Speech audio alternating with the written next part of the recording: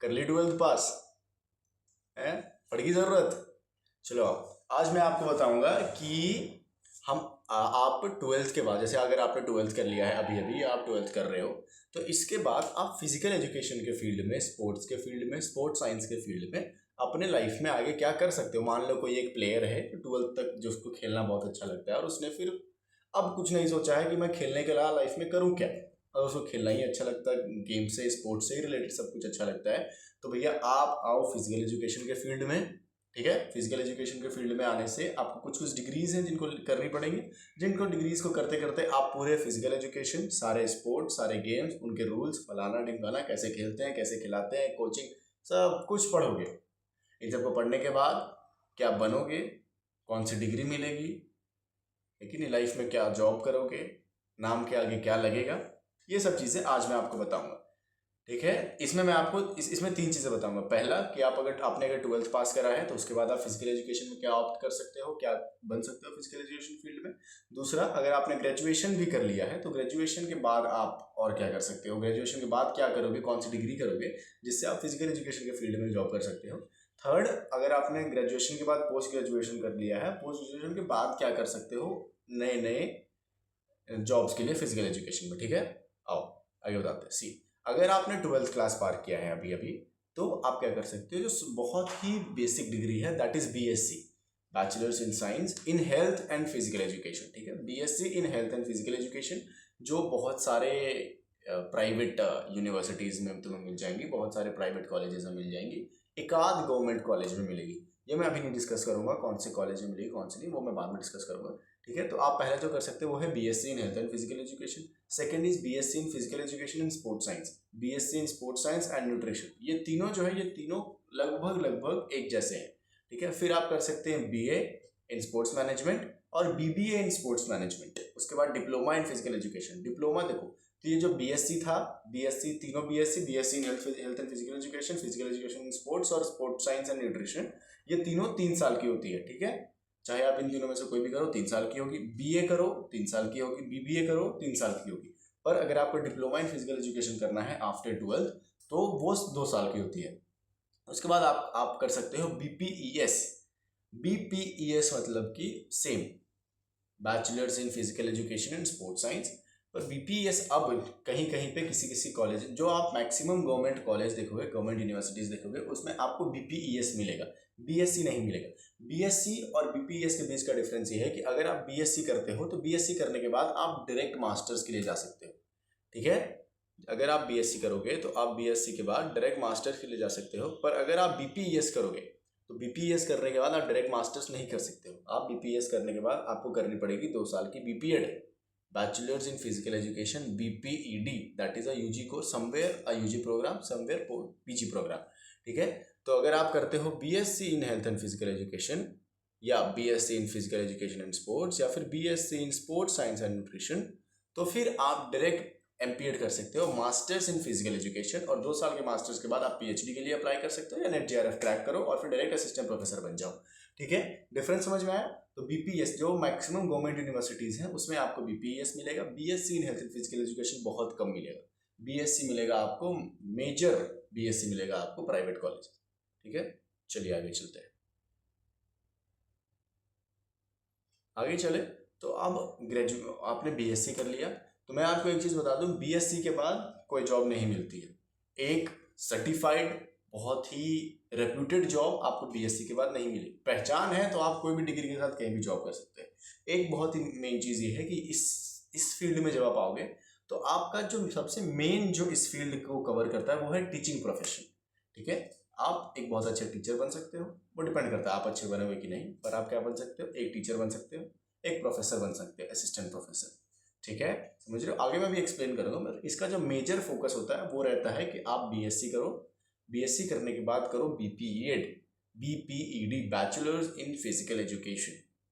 After completion BPEd तुम eligible हो जाओगे सारे गवर्नमेंट एग्जाम्स को देने के लिए। 99% ऑफ द टीचर्स की जो वैकेंसीज आती है वो बीपीएड पे बेस्ड होती है और 1% होती है एमपीएड पे बेस्ड। अगर तुमने बीपीएड और एमपीएड दोनों किया फिर तो तुम सारे भर सकते हो, सारे स्कूल्स के, चाहे वो आर्मी स्कूल्स हो, चाहे वो बीएसएफ स्कूल्स हो, चाहे वो गवर्नमेंट स्कूल्स हो, चाहे वो ईएमआरएस स्कूल्स हो। ईएमआरएस वो स्कूल्स होती है ना जो कि सोसाइटी वो उस सोसाइटी के उस पार्ट में होती है वो स्कूल्स जो थोड़ा बैकवर्ड है, जो थोड़ा पिछले भाग में चल रहा है, जो उतना डेवलप नहीं है, वहाँ ईएमआरएस होता है। ठीक है, तो इन सब जितने भी होते हैं स्कूल्स के, केवीएस हो गए, एनवीएस हो गए, इन सभी स्कूल्स के पेपर तुम दे सकते हो बीपीएड के, अगर तुम्हारे पास डिग्री है तो। ठीक है, समझ गए बीपीएड के बाद। और उसके बाद जितने भी प्राइवेट स्कूल्स हैं वो सारे प्राइवेट स्कूल्स बीपीएड मांगते ही मांगते हैं।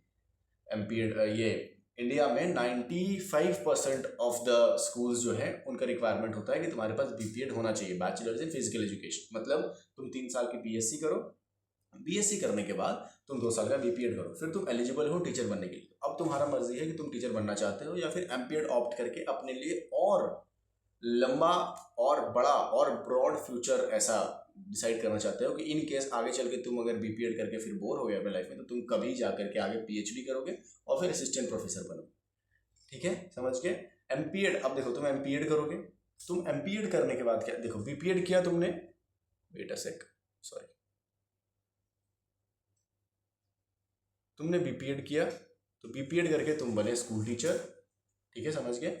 अब अगर तुमने एमपीएड भी कर लिया, तो एमपीएड करने के बाद तुम क्या बन सकते हो, तुम एमपीएड कर लोगे, एमपीएड करने के बाद तुम किसी भी प्राइवेट कॉलेज से, प्राइवेट यूनिवर्सिटी से पीएचडी करने के लिए एलिजिबल हो कि भैया आपने एमपीएड कर लिया, तो आप यहाँ से पीएचडी कर सकते हैं। लेकिन अगर आपको किसी गवर्नमेंट यूनिवर्सिटी के अंडर में पीएचडी करनी है, उसके लिए आपको एक पेपर देना पड़ेगा, दैट इज नेट जेआरएफ। अगर आपका नेट जेआरएफ में 3 कैटेगरीज होती है। पहली, या तो तुम नेट जेआरएफ में 3 कैटेगरीज होती है। पहली, या तो तुम सिर्फ पीएचडी के लिए इतने मार्क्स लाओ कि तुम पीएचडी के लिए एलिजिबल हो जाओ, कि अगर तुम्हारे कम मार्क्स आए हैं, कट ऑफ जस्ट पार हुआ है, तो वहाँ लिख देगा क्वालिफाइड फॉर पीएचडी। और अगर तुम्हारे थोड़े और ज़्यादा नंबर आए हैं तो तुम्हारा क्रैक हो जाएगा नेट। ठीक है, नेट क्रैक होने का मतलब है कि you are eligible to apply for assistant professor in any university, any college of this country, India में। नेट क्वालिफाई होने के बाद अगर आपका और बहुत ज़्यादा अच्छा मार्क्स आया है तो दैट इज कॉल्ड जेआरएफ। अगर तुम्हारा जेआरएफ क्लियर हो गया, मतलब अब गवर्नमेंट तुम्हें हर महीने 50 से 60 हज़ार रुपये देगी पीएचडी करने के लिए। तुम 4 साल की पीएचडी करो, ठीक है, उस 4 साल के हर महीने सरकार तुम्हें पैसे देगी। उसके जिसका भी जेआरएफ क्लियर होता है वो गवर्नमेंट, वो तो डायरेक्ट ही गवर्नमेंट यूनिवर्सिटीज़ में जाके अपना पीएचडी करता है 4 साल का, नाम के आगे डॉक्टर लगाता है, फिर प्रोफेसर बन जाता है। ठीक है, समझ गए। एमपीएड करने के बाद एक और चीज़ है कि एमपीएड करने के बाद तुम डायरेक्ट स्कूल प्रिंसिपल बन सकते हो। पहले ये रूल नहीं था, पहले तुम्हें एक्सपीरियंस चाहिए था, वर्किंग एक्सपीरियंस। पर अब अगर तुम्हारे पास कोई भी मास्टर्स डिग्री है, तो तुम मास्टर कोई मतलब कि इस फील्ड का मास्टर्स डिग्री है, मैं सिर्फ फिजिकल एजुकेशन ही बता रहा हूँ कि अगर मान लो तुमने इंग्लिश में भी कराओ या किसी में भी कराओ, अगर तुम्हारे पास मास्टर्स डिग्री है तो तुम एग्जाम में बैठो, एग्जाम क्रैक करो, इंटरव्यू में बैठो, इंटरव्यू क्रैक करो और बस लग जाओ प्रिंसिपल। ठीक है, समझे। इसके बाद अब तुमने बीपीएड कर लिया, तुम टीचर बन गए, तुमने एमपीएड कर लिया, तुम प्रोफेसर बन गए। अब तुम्हारा मर्जी है कि यार मेरे को टीचिंग लाइन में नहीं जाना, मेरे को कोचिंग लाइन में जाना है। तो कोचिंग लाइन के लिए तुम्हें करना पड़ता है, एक डिग्री का नाम है दैट इज एनआईएस। ठीक है, या डिप्लोमा किसी गेम में। अब जैसे मान लो डिप्लोमा बहुत तरह के होते हैं, ऑनलाइन होते हैं 6 वीक की, ऑफलाइन होती है 6 वीक की, 6 महीने का होता है, 1 साल का होता है। अब डिप्लोमा का क्या मतलब है, डिप्लोमा करोगे तो तुम्हें एक गेम के बारे में, एनआईएस करोगे, NIS is the name of the degree, और NSNIS is the name of the college जो वो कराता है। NSNIS is Netaji Subhash national institute of sports, जो तुम्हें डिप्लोमा कराता है किसी गेम में। अब अगर मान लो मैं हैंडबॉल का प्लेयर हूँ, मुझे हैंडबॉल में डिप्लोमा करना है, तो वो मुझे पूरा 1 साल वो ट्रेनिंग देगा कि हैंडबॉल में बच्चों को कैसे सिखाएंगे, तुम्हें ऑफिशिएटिंग करनी कैसे करनी है, हफ्ते के 6 दिन उनको क्या खिलाना है, अलग अलग चीज़ क्या क्या करानी है, दैट इज तुम्हें वो कोचिंग सिखाएंगे। फिर तुम उस कोचिंग के डिग्री से, उस 1 साल के कोचिंग की डिग्री से तुम या तो अपना एक एकेडमी खोल सकते हो, या फिर तुम गवर्नमेंट के पेपर दो कि भैया हमको गवर्नमेंट कोच बनना है, वो तुमको गवर्नमेंट कोच बना देंगे। या फिर तुम गवर्नमेंट रेफरी का पेपर दो कि भैया मेरे पास एनआईएस का डिग्री है तो अब हमको रेफरी बनना है, इंटरनेशनल रेफरी बनना है, तुम पेपर दो, पेपर क्रैक करो, बन जाओ। समझ गए, ये था कोचिंग का लाइन। बीपीएड, एमपीएड और एनआईएस क्लियर हो गया। बीएससी के बाद तुम डायरेक्ट कर सकते हो एमपीएड। ठीक है, पर अगर तुम एमपीएड डायरेक्ट करोगे तो मतलब ये समझ लो कि तुमने लगभग स्कूल्स के टीजीटी लेवल के पोस्ट को भूल जाओ, और 99% ऑफ द स्कूल जो है वो निकालता है कि टीजीटी लेवल पे ही, पीजीटी लेवल के कोई टीचर नहीं होते हैं लगभग प्राइवेट स्कूल्स में और गवर्नमेंट स्कूल्स में, बहुत कम, 1%। समझे, मतलब अगर तुम बीपीएड स्किप करते हो तो ये समझो कि तुम केवीएस, एनवीएस, DSSS, दिल्ली के जितने भी स्कूल्स हैं और जितने भी प्राइवेट स्कूल्स हैं, जितने भी और भी जितने गवर्नमेंट स्कूल्स हैं जो चलती हैं, यूपीटीजीटी, ठीक है। H TET, Haryana TET, Bihar TET, Punjab TET, ये सब तुम नहीं दे पाओगे टीजीटी लेवल पे। फिर तुम्हें पीजीटी लेवल पे देना पड़ेगा, जिसकी वैकेंसीज 5 साल में एक बार बहुत बहुत कम आती है। ठीक है। एनआईएस करोगे, डिप्लोमा करोगे, कोच बनोगे। चलो अब और आगे चले। सी, अब पोस्ट ग्रेजुएट, तुमने पीजी कर लिया। पीजी करने के बाद तुम क्या करोगे, जैसा भी मैंने बताया तुम्हें कि you will be eligible for net JRF. तुम कहाँ एलिजिबल होगे, नेट जेआरएफ के लिए, एग्जाम के लिए एलिजिबल होगे। तुम नेट जेआरएफ का पेपर दो अपने सब्जेक्ट में, फिजिकल एजुकेशन में। पेपर देने के बाद तुम्हारा अगर वो क्रैक हो जाता है तो तुम बढ़िया असिस्टेंट प्रोफेसर बन जाओ, या फिर पीएचडी करो। अगर जेआरएफ क्रैक हो गया तो तुम क्या बनोगे भैया, असिस्टेंट प्रोफेसर बनोगे, या फिर पीएचडी। पीएचडी का मतलब डॉक्टरेट। फिर तुम्हारे नाम के आगे लगेगा डॉक्टर, डॉक्टर सूरज सिंह। समझे। चलो अब और आगे चले।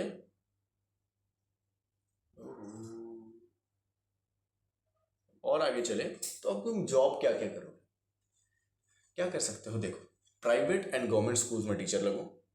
ठीक है। तुम क्या कर सकते हो, प्राइवेट और गवर्नमेंट स्कूल में टीचर बन सकते हो। क्या करके, बीपीएड करके। असिस्टेंट प्रोफेसर बन सकते हो।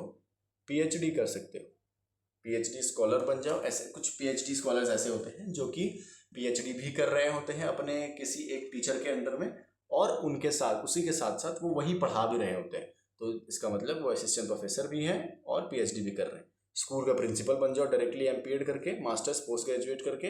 प्राइवेट एंड गवर्नमेंट कोच बन सकते हो, appointed as coach in school and universities. ये जो है कॉन्ट्रैक्चुअल बेसिस पे लोगों को ऐसे बुलाते हैं कि सर हमारे, आप स्कूल आइए, हमारे कॉलेज आइए, 1 साल के लिए आप यहाँ रहिए, हमारे बच्चों को कोचिंग दीजिए। ठीक है। उसके हम आपको हर महीने की फीस देंगे। तो वो सिर्फ सुबह और शाम आता है, कोचिंग भी देता है और चला जाता है। ये कर सकते हो। इसके अलावा स्पोर्ट्स फिजियोलॉजिस्ट। अब ये क्या है, तुम किसी भी टीम को देखोगे कि जैसे मान लो क्रिकेट का कोई टीम है, हैंडबॉल का टीम है, बास्केटबॉल का टीम है, किसी भी इंटरनेशनल कॉम्पिटिशन्स में एक फिजियोलॉजिस्ट होता ही है। एक टीम का अपना एक फिजियोलॉजिस्ट, एक असिस्टेंट फिजियोलॉजिस्ट होता ही है। फिजियोलॉजिस्ट क्या करता है कि अगर मान लो उसको चोट लग रहा है, चोट लग गया, वो तुरंत जाएगा उसके पास, उसको ठीक करेगा, थोड़ा उसको नॉर्मलाइज करेगा कि वो उस टाइम के लिए खेल ले, फिर बाद में उसको थेरेपी देगा। That is what a physiologist do. Physiologist क्या करता है, हर वो एक्सरसाइज करवाता है उसको, जिससे कि उसकी जो इंजरी है वो उसको ओवरकम कर पाए। हर वो चीज़ उससे कराता है। अगर तुरंत चोट लगा है तो उसको क्या करवाना है, क्या नहीं करवाना, वो फिजियोलॉजिस्ट देखता है। ठीक है। साइकोलॉजिस्ट, एग्री मी कि एक स्पोर्ट्समैन के परफॉर्मेंस में वो सोच क्या रहा है वो बहुत ज़्यादा मैटर करता है। कि अब वो पूरा प्रैक्टिस कर रहा, सोच रहा है नहीं होगा तो नहीं हो पाएगा, and that is very true. समझे। तो इसीलिए एक फिजियोलॉजिस्ट होता है जो उसके फिजिकल हेल्थ पे ध्यान देता है, एक साइकोलॉजिस्ट होता है जो उसके मेंटल हेल्थ पे ध्यान देता है। वो उसको बताता है कि कहाँ आप लैग कर रहे हो, आपसे कहाँ गलती हो रही है, आपको कैसे सब कुछ ठीक करना है, आपको अपना ग्रोथ कैसे करना है, आपको क्या सोचना है, क्या नहीं सोचना है। ये आप कैसे बनोगे, आप जब भी अब एक होता है सर्टिफिकेट कोर्स। ठीक। सर्टिफिकेट कोर्स क्या होगा, एक सेकेंड, आई गेस वो स्किप हुआ, नहीं ठीक है। अब सर्टिफिकेट कोर्स देखो, सर्टिफिकेट कोर्स क्या होता है कि जब भी आप कुछ ऐसे ही चल रहा है, आपका डिग्री चल रहा है, मान लो बीएससी की डिग्री चल रही है, बीपीएड डिग्री चल रही है, उस बीच में आपका 6 महीने या 1 साल का एक सर्टिफिकेट कोर्स होता है अलग अलग चीज़ों में, जैसे जिम ट्रेनर का, न्यूट्रिशनिस्ट का, डाइटिशियन का, और योगा का। इन सब चीज़ों का जो है वो अलग अलग एक सर्टिफिकेट कोर्स होता है, जिसमें वो आपको सिखाते हैं कि आप ये कर सकते हैं। उसी के थ्रू आप फिजियोलॉजिस्ट बनते हैं, उसी के थ्रू आप साइकोलॉजिस्ट बनते हैं, और उसी सर्टिफिकेट कोर्स के थ्रू आप डाइटिशियन बन सकते हैं। ठीक है। डाइटिशियन का मतलब समझ रहे हो, मतलब वो इंसान जो आपको बताएगा आपको क्या खाना है, क्या नहीं खाना है, दैट पर्सन इज डाइटिशियन। ठीक है। योगा का डिप्लोमा इन योगा करने के बाद आप योगा इंस्ट्रक्टर बन सकते हो और पर्सनल ट्रेनर बन सकते हो, ये सब सर्टिफिकेट कोर्सेज करने के बाद। इसके बाद अगर आपने एमपीएड कर ली है, ठीक है, अगर मान लो आपने एमपीएड कर ली है, एमपीएड करने के बाद आप बन सकते हो डिस्ट्रिक्ट स्पोर्ट्स ऑफिसर। हर एक डिस्ट्रिक्ट का एक एक स्पोर्ट्स ऑफिसर होता है, और उसके लिए जो एलिजिबिलिटी है वो है एमपीएड। एमपीएड करो, डिस्ट्रिक्ट स्पोर्ट्स ऑफिसर का पेपर दो, पेपर क्रैक होता है, इंटरव्यू में बैठो और बस बन जाओ डिस्ट्रिक्ट स्पोर्ट्स ऑफिसर। समझे। तो देखो, इतनी चीज़ें थी। जो सबसे बेसिक चीज़ है अपने फील्ड की वो ये है टीचिंग। आपको पढ़ाना है अच्छा लगता है, आपको बच्चों के साथ इंटरेक्ट करना अच्छा लगता है, आपको अपने गेम में ही पूरी लाइफ इन्वॉल्व रहना है, आप टीचिंग और कोचिंग प्रोफेशन पकड़ लो। बीएससी करो या बीपीएस करो, बीएससी और बीपीएस करने के बाद आप आगे बढ़ो, आगे बढ़ने के बाद आप बीपीएड करो। बीपीएड नहीं करने के बाद, अगर आपको लगता है कि आप एमपीएड करने के बाद नेट जेआरएफ निकाल दोगे, तो BPED स्किप करो, सीधा मैं मास्टर्स करो, मास्टर्स करने के बाद नेट JRF निकालो और फिर बस बच्चों को लेक्चर लो, ठीक है। उसके बाद आपका कोचिंग वोचिंग से कोई उतना मतलब नहीं रहेगा, बस समझ गए। देखो भाई इतना ही कुछ था, अगर अभी भी कंफ्यूजन है तो कमेंट करना, मैं फिर से और क्लियर कर दूंगा और कॉलेजेस बता दूंगा, ठीक है, कौन से कॉलेज जाओ कौन से कॉलेज ना जाओ, फीस फलाना ढिमकाना सब बता दूंगा, कमेंट करना। चलो ठीक है, अब मिलते हैं अगली वीडियो में, टिल देन टेक केयर।